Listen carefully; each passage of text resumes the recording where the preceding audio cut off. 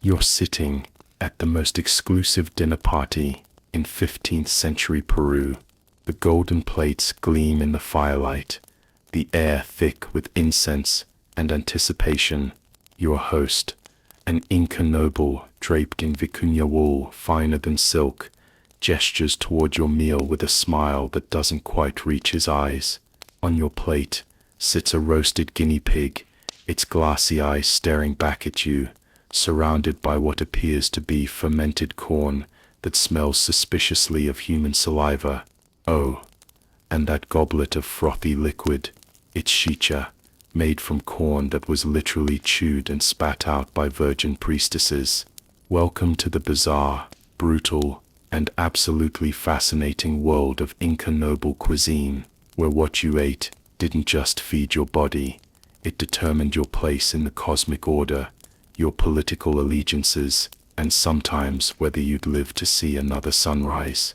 Before we dive into this incredible journey through the most extreme dining experiences in human history, I want you to do something for me. Dim those lights, maybe put on some soft Andean flute music if you have it.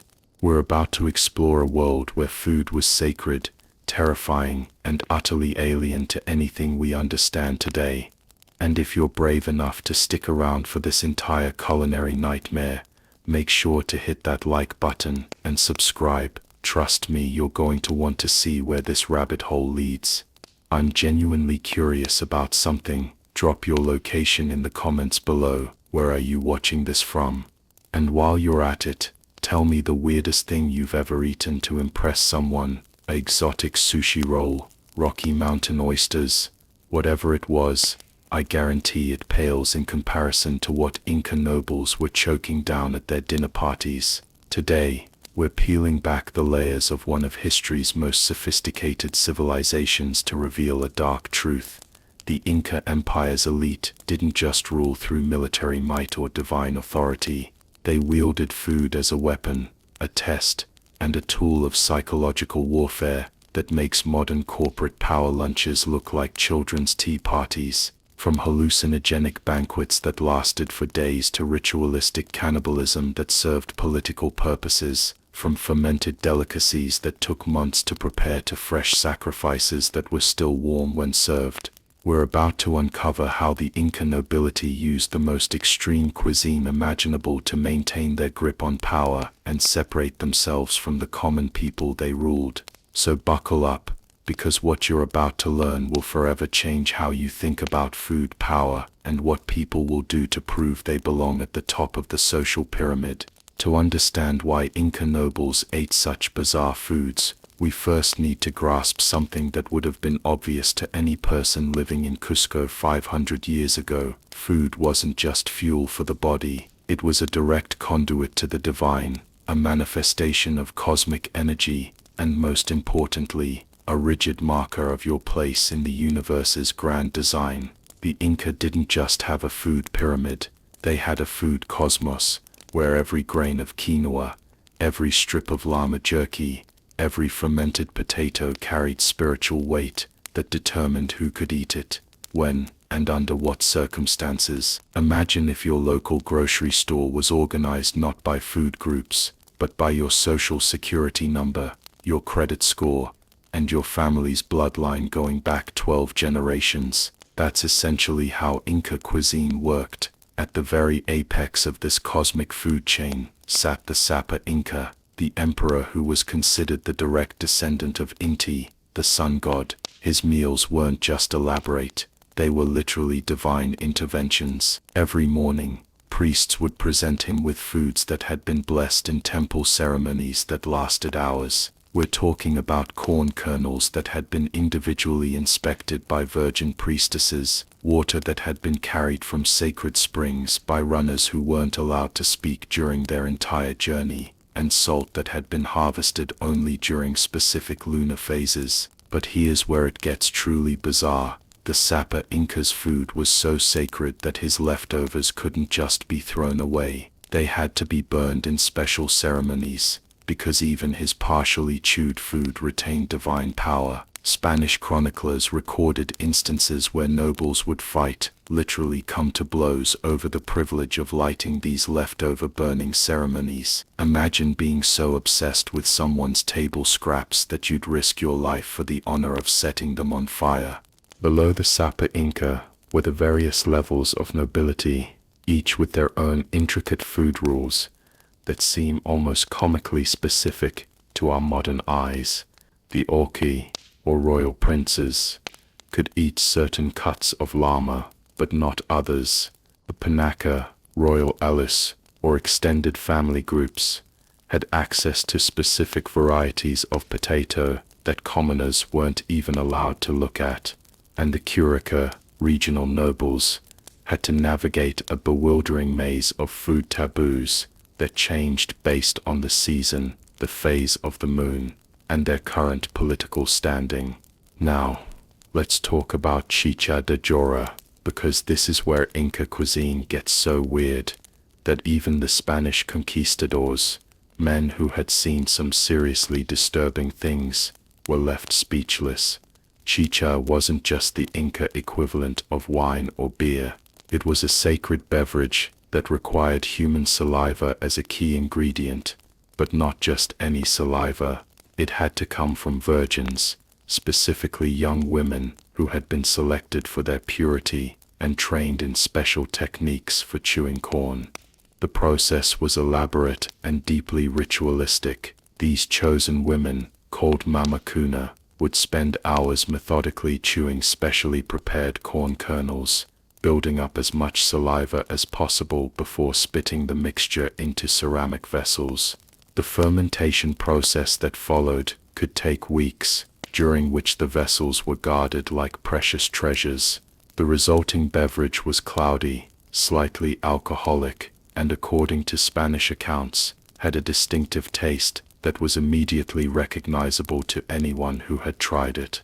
But here's the psychological warfare aspect that the Inca nobility understood perfectly. Forcing someone to drink chicha was a test of submission. When a Spanish conquistador was offered chicha by an Inca noble, he was being presented with a choice that had no good outcomes: refuse, and you insulted not just your host, but the entire cosmic order that the Inca represented. Accept, and you were symbolically consuming the essence of Inca purity, acknowledging their spiritual superiority. It was the ultimate power move, wrapped in the guise of hospitality. The preparation of chicha also served as a form of social control within Inca society itself. The mamacuna, who prepared it, were completely dependent on the noble classes for their status and survival. Their purity, and thus their value, could be revoked at any moment if they fell out of favor. It was a system that turned human bodies into sacred vessels while simultaneously keeping those same humans in a state of complete dependence. If you think modern fine dining has pretentious rules about which fork to use, wait until you hear about Inca guinea pig etiquette. Chicha, as guinea pigs were called, weren't just food. They were living religious artifacts that required specific rituals for their preparation and consumption. The way a cutie was prepared and which parts you were allowed to eat revealed everything about your status within Inca nobility. The highest-ranking nobles got the heart, which was believed to contain the animal's courage and spiritual essence. The brain went to those who needed wisdom for important decisions, typically priests or military commanders. The eyes, considered the windows to the animal's soul, were reserved for shamans and those who practiced divination. Lower-ranking nobles might get choice pieces of meat, but they had to eat them in specific ways, with certain prayers, and only after higher-ranking individuals had taken their portions. But the real psychological brilliance of the cutie system lay in its unpredictability. A noble's rank could change based on recent military victories, political marriages, or falling in and out of favor with the Sapa Inca. One feast you might be eating the heart with golden utensils. The next you might find yourself relegated to gnawing on leg bones with the regional administrators. It kept everyone constantly aware of their place in the hierarchy, and desperate to maintain or improve their standing. The Spanish found the cuisine ceremonies particularly disturbing because they recognized the sophisticated social engineering at work. These weren't primitive rituals, they were carefully designed systems of control that used food to reinforce power structures in ways that were both subtle and brutally effective. The Inca had turned protein allocation into an art form that would make modern corporate hierarchies look egalitarian. Llamas and alpacas weren't just livestock, they were walking symbols of wealth and divine favor, and every part of these animals was assigned to specific social ranks according to complex religious and political calculations. The Sapa Inca's portion was always the tenderloin, prepared in ways that emphasized its sacred nature. It might be wrapped in gold leaf, seasoned with herbs gathered from mountain peaks that only he was allowed to access, or prepared by cooks who had fasted for days to purify themselves for the honor. The fat from these animals was considered so sacred that it was often used in religious ceremonies rather than consumed, burned as offerings to ensure the continued favor of the gods. Regional nobles received different cuts based on their specific roles and recent achievements. Military commanders might get the powerful leg muscles, symbolizing their role in carrying the empire forward. Priests often received organs associated with spiritual functions. But here's where it gets darkly amusing. If you fell out of favor, you might find yourself served the least desirable parts, while everyone watched to see how you'd react. Your response to being served llama intestines, instead of prime cuts, became a public display of either your grace under pressure or your growing irrelevance. The ultimate luxury protein, however, was vicuña meat. These animals were so rare and sacred that hunting them was restricted to special royal expeditions that occurred only every few years. The meat was said to be incredibly tender and flavorful, but more importantly, eating it was a direct connection to the mountain gods who protected these precious animals. A single vicuña could feed dozens of nobles, but the way it was distributed at feasts served as a real-time map of political alliances and power dynamics. Now we enter the darkest territory of Inca noble cuisine, a topic that the Spanish chroniclers often mentioned in whispers and that modern historians have debated for centuries. The practice of ritual cannibalism among the Inca elite wasn't random violence or primitive brutality. It was a sophisticated form of spiritual and political warfare that followed strict protocols and served specific purposes within their cosmic worldview. During certain ceremonies, particularly the capiculture rituals that involved child sacrifice, the consumption of human flesh was reserved for the highest-ranking nobles and priests. This wasn't about nutrition. It was about absorbing the spiritual essence of the sacrificed individual, typically children who had been chosen for their purity and perfection. The Spanish accounts describe these events with a mixture of horror and grudging acknowledgement of their elaborate ceremonial nature. But there was also a more politically motivated form of cannibalism that occurred when important enemies were defeated. Consuming parts of vanquished rivals wasn't just about domination. It was believed to transfer their knowledge, courage, and spiritual power to the consumer. Imagine attending a dinner party where the main course was literally your host's former political opponent, prepared according to recipes that had been passed down through generations of nobility. The psychological impact of these practices extended far beyond their immediate participants. Knowing that the stakes of political failure might include ending up as the evening's entertainment created a level of political tension that kept the entire noble class in a state of constant vigilance and competition. This system of extreme culinary practices served multiple functions simultaneously. It reinforced religious beliefs about the transfer of spiritual essence, it eliminated political threats in the most final way possible, and it created a level of psychological control that made rebellion nearly unthinkable. When your dinner invitation might literally be a matter of life and death, you paid very close attention to your political relationships. The Spanish conquistadors, who were no strangers to brutality themselves, found these practices particularly disturbing because they recognized the sophisticated social control mechanisms at work. This wasn't primitive savagery, it was advanced psychological warfare disguised as religious ceremony, and it was terrifyingly effective at maintaining the rigid hierarchies that kept the Inca Empire functioning for over a century. If you thought fermented spit beer was the peak of Inca culinary extremes, you haven't seen anything yet. What we've covered so far was just the foundation, the basic operating system of Inca food hierarchy. Now we're diving into the truly bizarre delicacies that would make even the most adventurous modern food influencer run screaming from the table. These weren't just exotic foods, they were edible expressions of cosmic power, political messaging, and psychological warfare that reveal the sophisticated brutality lurking beneath the golden facades of Inca nobility. The Inca elite had developed what can only be described as an obsession with culinary extremes that went far beyond anything necessary for nutrition or even pleasure.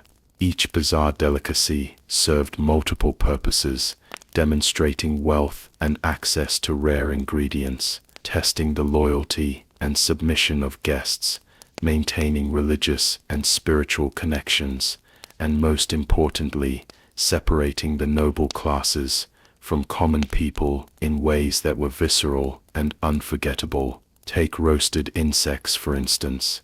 While many cultures throughout history have consumed bugs for protein, the Inca had elevated insect cuisine to an art form that was both beautiful and deeply disturbing. Grasshoppers weren't just roasted, they were prepared according to elaborate recipes that varied based on the season they were caught, the specific fields they came from, and the phases of the moon during their capture. These weren't survival foods, they were luxury items that required extensive knowledge, preparation time, and access to specific hunting grounds that were controlled by noble families. But the real psychological brilliance lay in the social rules surrounding insect consumption. Different bugs were designated for different occasions and social ranks. Grasshoppers caught during harvest festivals were reserved for celebrating military victories, and larvae, prized for their supposed aphrodisiac properties,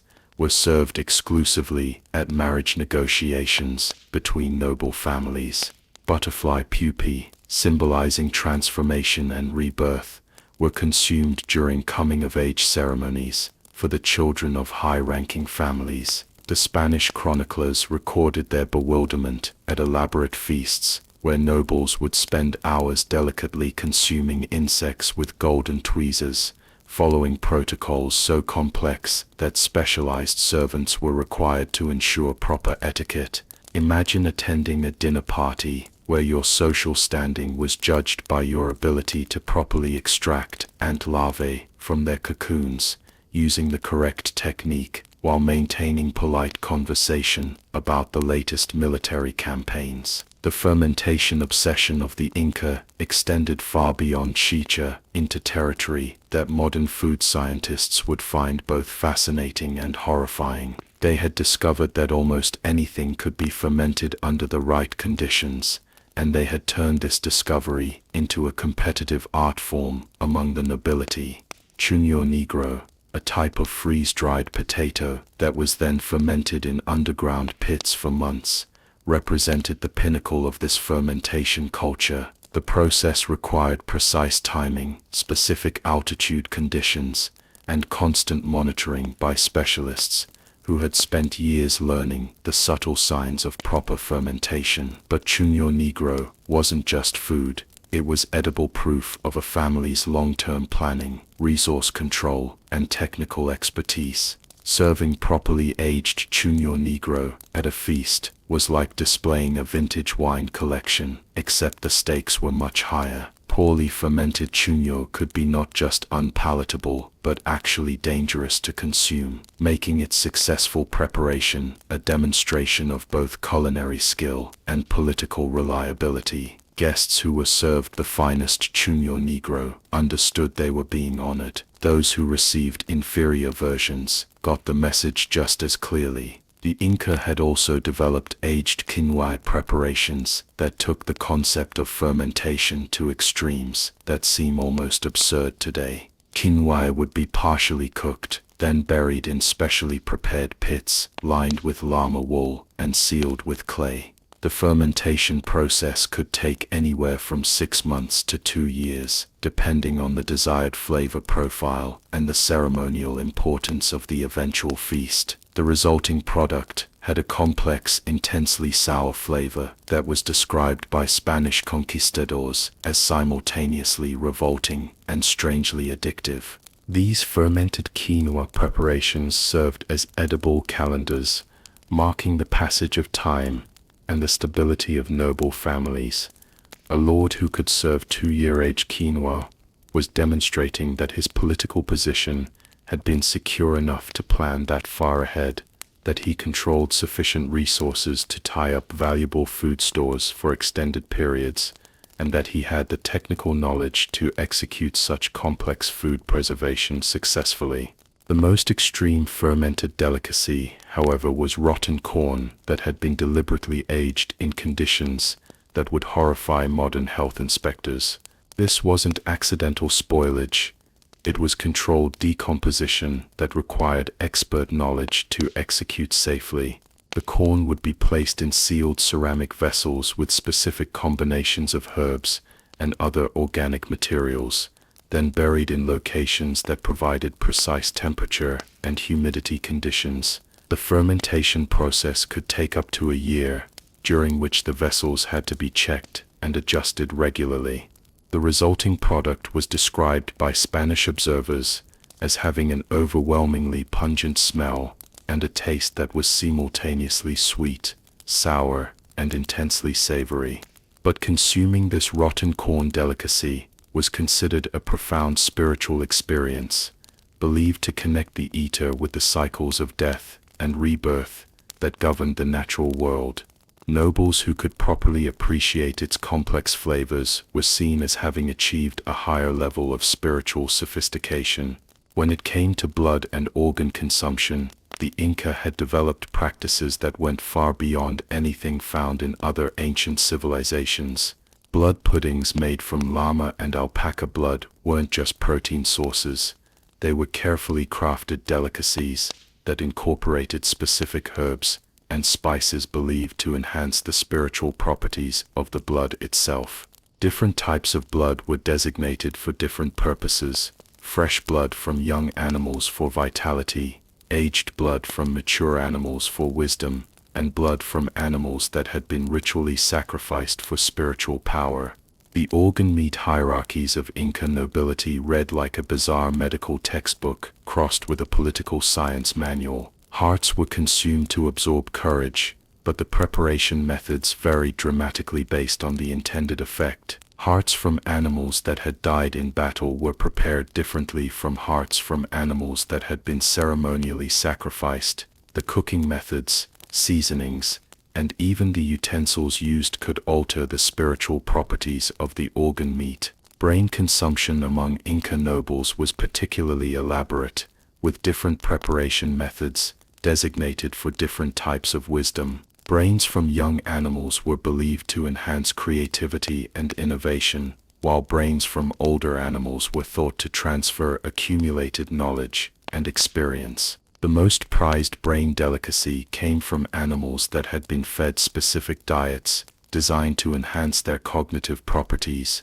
a concept that seems almost like ancient nootropics. Liver preparations were used for divination purposes, with nobles trained to read spiritual messages in the patterns of fat distribution, the color variations, and even the texture of properly prepared liver dishes. These weren't just meals, they were religious ceremonies that combined nutrition with prophecy, turning dinner into a supernatural experience that reinforced the divine authority of the ruling classes. Bone marrow extraction and consumption had been elevated to a ritualistic art form that required specialized tools and techniques. The cracking of bones at noble feasts followed specific protocols, with different family members assigned to extract marrow from different bones based on their position in the family hierarchy. The tools used for bone cracking were often made from precious metals and passed down through generations, becoming family heirlooms that were as valuable as jewelry. But perhaps the most psychologically sophisticated aspect of Inca extreme cuisine was how it was used to test loyalty and submission among the noble classes. A lord might serve increasingly bizarre delicacies to his guests, watching carefully for signs of hesitation, disgust, or rebellion. The ability to consume whatever was placed before you, regardless of how extreme or revolting it might seem, became a test of political reliability and social standing. Foreign captives and defeated enemies were subjected to forced consumption of foods that violated their cultural taboos in the most extreme ways possible. Spanish prisoners reported being served dishes that combined ingredients from their own supplies with Inca delicacies in ways designed to be maximally offensive to European sensibilities. This wasn't just cruelty, it was sophisticated psychological warfare designed to break down cultural identity and resistance. The Spanish conquistadors' own accounts reveal their struggle to navigate these culinary minefields. They quickly learned that refusing food offerings could be interpreted as acts of hostility, but accepting them often meant consuming things that violated their own religious and cultural beliefs. Some Spanish accounts describe elaborate dinners where they were served increasingly extreme delicacies, while their hosts watched for signs of weakness or cultural superiority. Modern parallels to these Inca practices are easier to find than you might expect. Corporate dinner power plays in contemporary business culture echo many of the same psychological dynamics, just with less extreme ingredients. The choice of restaurant, the ordering of expensive or unusual dishes, the careful observation of how guests react to unfamiliar foods. These are all modern versions of the same social engineering that Inca nobles practiced centuries ago. Exclusive restaurant culture, with its emphasis on rare ingredients, complex preparations, and insider knowledge, functions as a contemporary version of the Inca food hierarchy. Michelin stars serve the same social function as access to vicuña meat or properly aged chuño negro. They separate those with resources and cultural capital from those without, creating artificial scarcity around experiences that are fundamentally about demonstrating status rather than providing nutrition. Social media food challenges represent perhaps the most direct modern parallel to Inca extreme eating practices. The willingness to consume bizarre, dangerous, or culturally taboo foods for social media status mirrors the way Inca nobles used extreme cuisine to demonstrate their position in the social hierarchy. The psychological mechanisms are identical, using food consumption to signal membership in exclusive groups, demonstrate fearlessness and cultural sophistication, and create content that separates the performer from ordinary people. The evolution from Inca noble dining to modern influencer culture reveals how little the fundamental human psychology around food and status has changed. We've simply replaced guinea pig eyeballs with ghost peppers,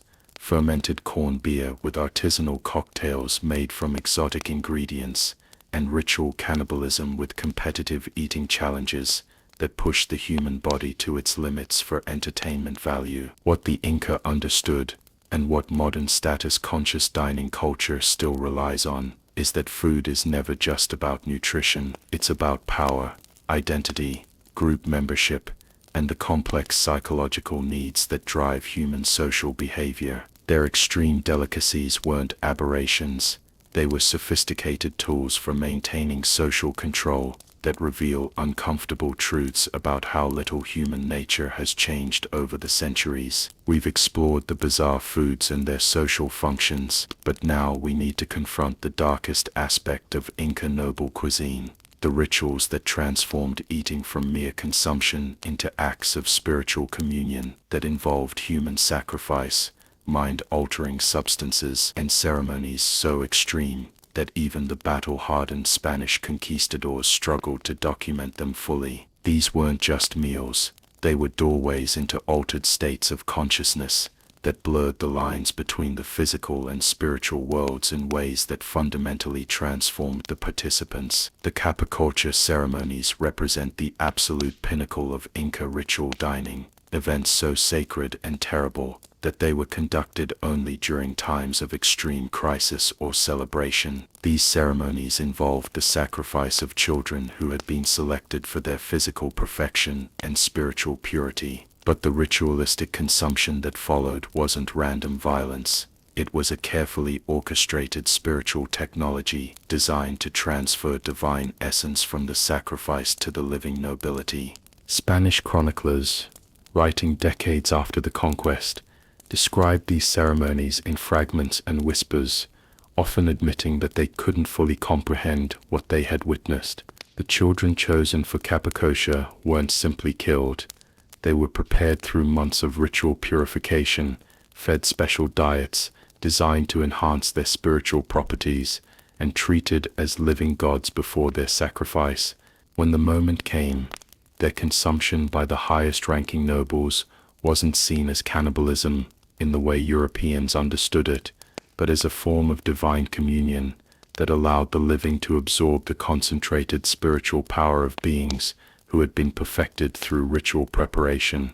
The psychological preparation required for nobles to participate in these ceremonies was extensive and reveals the sophisticated understanding the Inca had of human psychology and group dynamics. Participants underwent fasting, meditation, and gradual exposure to increasingly extreme ritual practices that desensitized them to what would normally be unthinkable acts. By the time of the actual ceremony, the consumption of human flesh had been transformed in their minds from taboo violation to sacred duty. But capicocha ceremonies weren't the only form of ritual cannibalism practiced by Inca nobility. The consumption of defeated enemies followed different protocols and served different purposes within their cosmic worldview. When important rivals were captured in battle, their execution and consumption became elaborate political theater designed to demonstrate the complete domination of the victorious faction. These weren't acts of simple revenge. They were carefully planned rituals that transferred the knowledge, courage, and spiritual power of the defeated to their conquerors. The preparation of enemy flesh for consumption followed recipes that had been refined over generations, incorporating specific herbs and cooking methods believed to enhance the transfer of desirable qualities while neutralizing potentially dangerous spiritual influences. Spanish accounts describe nobles discussing the flavor profiles of different enemies with the same sophistication that modern wine connoisseurs bring to vintage tastings, evaluating the courage, intelligence, and spiritual power that could be gained from consuming different individuals. The Spanish colonial authorities made deliberate efforts to suppress and minimize accounts of these practices, recognizing that detailed descriptions of sophisticated cannibalistic rituals would undermine their narrative of bringing civilization to savage peoples.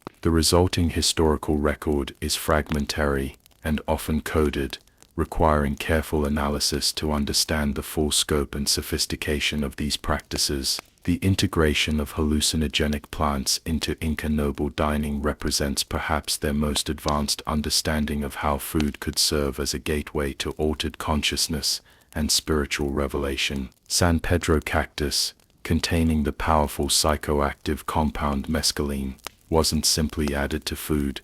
It was prepared according to elaborate recipes that controlled dosage, onset time, and the duration of psychoactive effects. Different preparation methods produced different types of spiritual experiences, from gentle heightening of awareness to complete ego dissolution that could last for days. These weren't recreational drug experiences in any modern sense. The consumption of San Pedro was integrated into formal dining ceremonies, where nobles would eat increasingly potent preparations while engaging in complex political and spiritual discussions. The altered states of consciousness weren't seen as escapes from reality. but as enhanced access to spiritual truths that were invisible to ordinary perception. Decisions about military campaigns, political alliances, and religious policies were often made during these hallucinogenic dining experiences, with the psychoactive effects seen as divine guidance rather than chemical intoxication. Coca leaf integration went far beyond the simple chewing practices that modern people associate with Andean culture. Inca nobles had developed sophisticated methods for concentrating and enhancing the psychoactive properties of coca through fermentation, combination with other plants, and preparation methods that created powerful stimulant effects. These preparations were incorporated into foods served during marathon dining sessions that could last for days, keeping participants alert and energized while they engaged in complex negotiations and spiritual practices.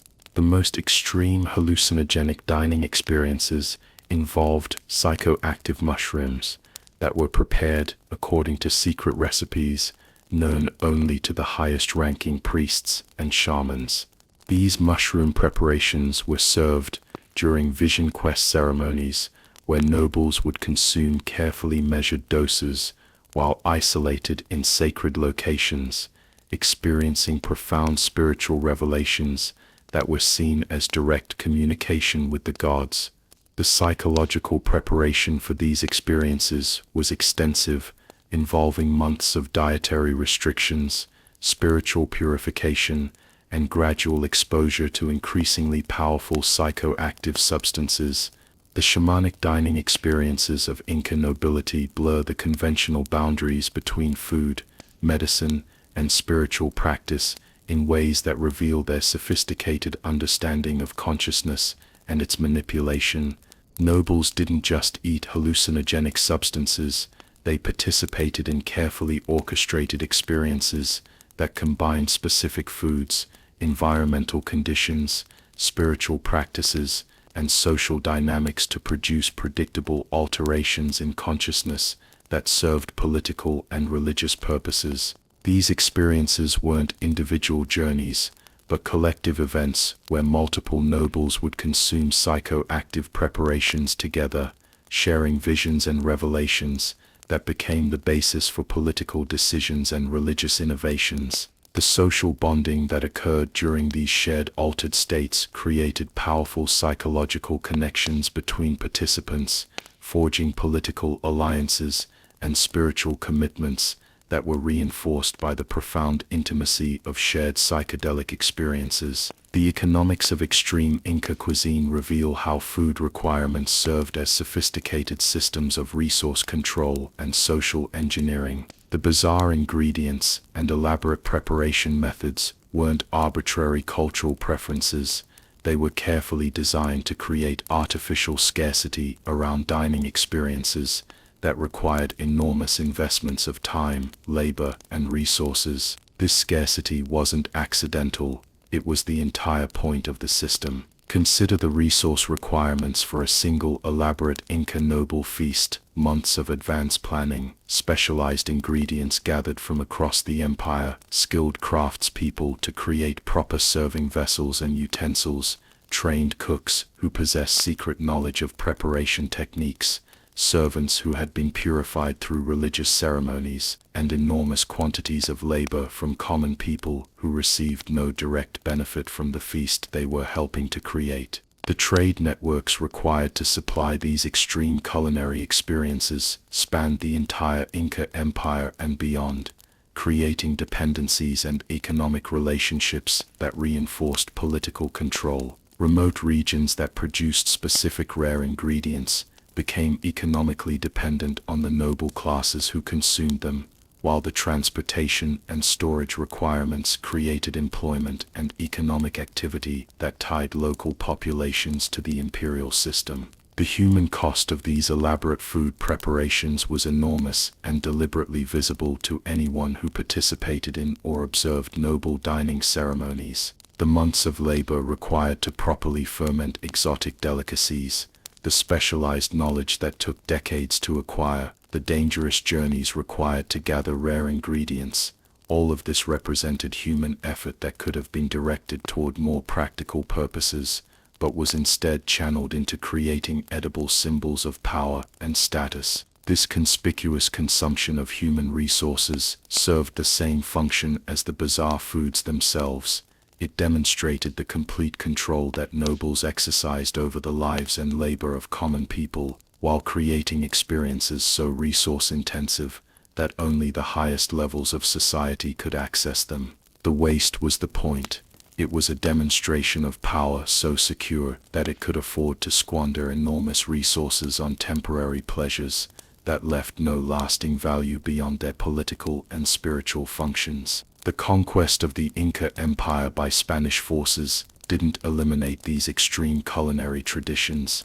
It drove them underground, where they evolved, adapted, and eventually re-emerged in forms that continue to influence Andean culture today. In the remote highlands of Peru, Bolivia, and Ecuador, descendants of Inca nobility still practice modified versions of these ancient food rituals, carefully hidden from outsiders and sanitized for the few anthropologists granted access to observe them.